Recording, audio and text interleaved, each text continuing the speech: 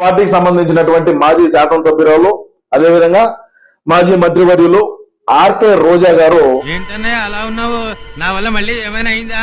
అవదు మరి, మనది సామాన్యమైన పాదమా? Iron leg. కుంభమేళ సందర్భంగా ప్రయాగ్రాజ్ లో త్రివేణి సంగమంలో పుణ్యస్నానం చేయడానికి ఇప్పుడే వచ్చాం. ప్రయాగ్రాజ్ లో జరుగుతున్న మహాకుంభమేళాకు భక్తులు లక్షలాదిగా పోటెత్తారు. దీంతో తొక్కిసలాట జరిగింది. అంత దరిద్ర పాదమా? సామాన్యమైన పాదం కాదండి, ఈ రేంజ్ లో ఉంటుంది. తొక్కిసలాట ఘటనతో అఖండ పరిషత్ కమిటీ కీలక నిర్ణయం తీసుకుంది. అమృత స్నానాలు రద్దు చేస్తున్నట్లు ప్రకటించింది. ఓం నమ శివాయ, హర హర మహాదేవ శంభో. నేను అప్పుడే భయపడ్డాను, ఆ పాద మహిమ అంతా ఇంతానా? అండ్ చంద్రబాబు నాయుడు ఆయన లెగ్ మహత్యం ఏంటో గాని ఎవరెరి పప్పులో ఒక్కసారి గుర్తు తెచ్చుకో. ప్రభు హరిరామ్ కృష్ణరాధం జగన్మోహన్ రెడ్డి అర్థమైందా రాజా? దీన్ని ముట్టుకుంటే మసి, పట్టుకుంటే నాశనం, పెళ్లి చేసుకుంటే మట్టి మట్టి అయిపోతాడా? 44 సంవత్సరాలకి ఒక్కసారి అత్యంత పవిత్రంగా ప్రపంచం అంతా చూసే మహాకుంభమేళ అంటూ వచ్చేసింది.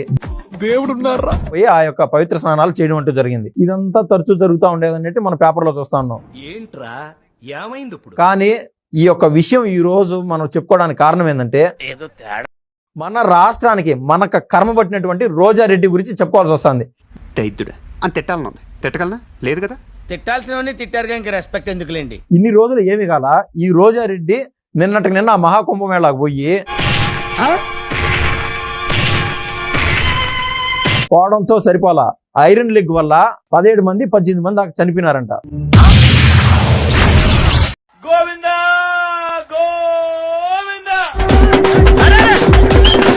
అసలు దీనిపైన విశ్లేషించడానికి మనతో షణ్ముఖ్ గారు అయితే ఉన్నారు. నమస్తే అండి. నమస్తే. నమస్కారం అండి. ఇదంతా పక్కన పెట్టేస్తే రోజాకి ఎప్పటి నుంచో కూడా ఐరన్ లెగ్ అనే పేరు ఉన్నది. ఈవిడ నిన్న మహాకుంభమేళాకు వెళ్ళడం జరిగింది. అక్కడ ఉన్న పళ్ళంగా 17-18 మంది చనిపోయినారంట. దీని అయిపోయిందా? తుక్కు తుక్కు అయిపోయిందా? అవదు మరి, మనది ఏమైనా సామాన్యుల లెగ్గా? Pure iron leg. ముందుగా రోజారెడ్డి గారి గురించి మాట్లాడడం అనేది చాలా బాధాకరం అండి. ఏమిటి అంత మాట అన్నాడు? ఎందుకు నేను ఈ మాట అంటున్నానంటే, ఒక మహిళ, సో మహిళా సమాజానికి ఆమె గురించి మాట్లాడాలంటే మనకు సిగ్గుచేటో, మళ్ళీ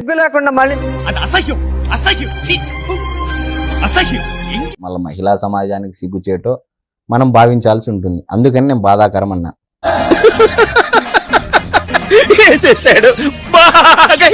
నేను ఎందుకు అంటున్నానంటే, ఇదే తిరుమలలో ఇప్పుడు ఇక్కడ మహాకుంభమేళా గురించి దానికన్నా మాట్లాడడం కన్నా ముందు తిరుమలలో జరిగిన దాని గురించి మాట్లాడాలి. అసలు ఈ ఉద్యమం చాలా ఆలస్యంగా మొదలైంది. మిగతా రాష్ట్రాల వాళ్ళకి, భాషల వాళ్ళకి యూనిటీ మనకి. తిరుమలలో తొక్కిసలాట జరిగి కొంతమంది చనిపోవడం జరిగింది దురదృష్టవశాత్తు. ఇది అందరికీ శోచనీయం.